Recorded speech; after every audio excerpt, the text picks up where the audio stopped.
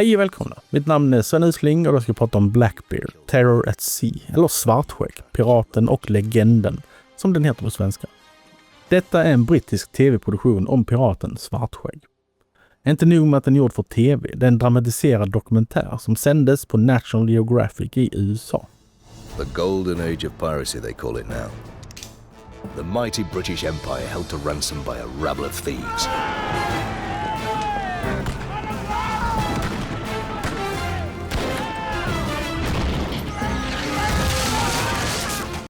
Det ska sägas rakt ut, jag är inte jätteförtjust i dramatiserade dokumentärer. Jag tycker de ser för billiga ut och mitt intresse hålls inte uppe. Men detta är däremot en film om en väldigt fascinerande tidsepok. Jag har alltid gillat pirater och filmens huvudfigur Svartskägg är en av de mest intressanta av alla. You want to have a little more respect for humanity, Captain Darcy. Want me to kill him, Captain? I fear that might make him slightly less prone to talk, Mr. Gibbons. Så hur funkar denna filmen? Först och främst, initialt kan jag tycka att det funkar. Vi har en av Svartskäggs besättning som agerar berättare och det funkar okej. Our story began a few years after war with the Spanish. With the fighting over, thousands of loyal sailors who'd served Her Majesty Queen Anne as privateers were cast aside. The Royal Navy deemed them surplus to requirements and sent them on their way. It was an act they would come to regret. Filmen fokuserar på realism och följer äkta vittnesmål snarare än att skapa spänning genom att ändra historien för spänningens skull. Det kan jag uppskatta.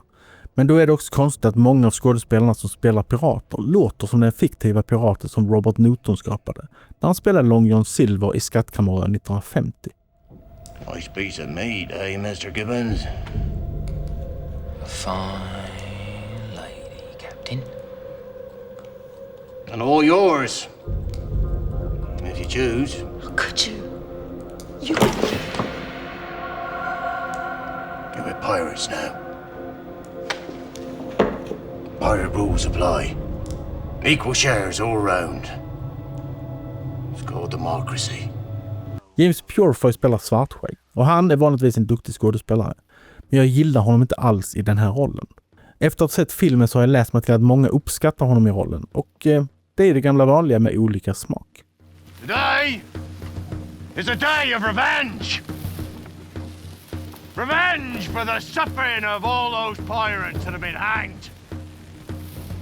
Revenge against those for whom we fought, but who've now decided that we're not required anymore. We built their empire for them. Now they want to hang us. So, gentlemen, we have a choice. We either let them or we die! Utseendet på filmen gillar jag inte heller. Det är fult filmat, det är fula färger och allting känns tråkigt att titta på. Det ser ofta ut som att de spelat in allt i en studio, men inte gjort någonting för att försöka få det att se ut som att det utspelas på havet. He was Blackbeard. Cannon, please. Number 3! One across our bow! Not a man you cross in a hurry, nor forget.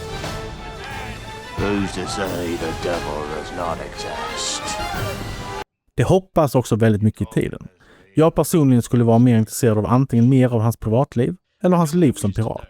Här får vi väldigt lite av båda.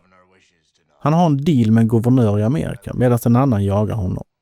Det hade varit intressant att veta mer om spelet bakom kulisserna där. You let me do whatever I like, and in return, I will help the economy in whatever way I can. Most satisfactory arrangement. If he tries to escape by land, you shall find he'll face a small army. If he tries to escape by sea, you'll find his path blocked. He is trapped. Och till slut tröttnar jag på allting. Som film är det ganska dåligt gjort. Men som dramatiserad dokumentär tycker jag faktiskt att det är ganska välgjort. Jag har sett flertalet filmer av denna typen som inte alls lagt ner lika mycket tid och pengar som den här har gjort. The real lifeblood of the New World was of the human variety. For every white European that crossed the Atlantic, there were 7 black African slaves. Slave ships were usually heavily crewed and heavily armed. The Concorde was such a ship, under French flag and bound for Martinique. Her captain was a certain Captain Dossé. And on board was a young lad who I've good reason to remember. The cabin boy, Louis Arrow. Men jag bryr mig inte. Jag ogillar ganska skarpt den här typen av filmer och denna lyckas inte vinna mig över.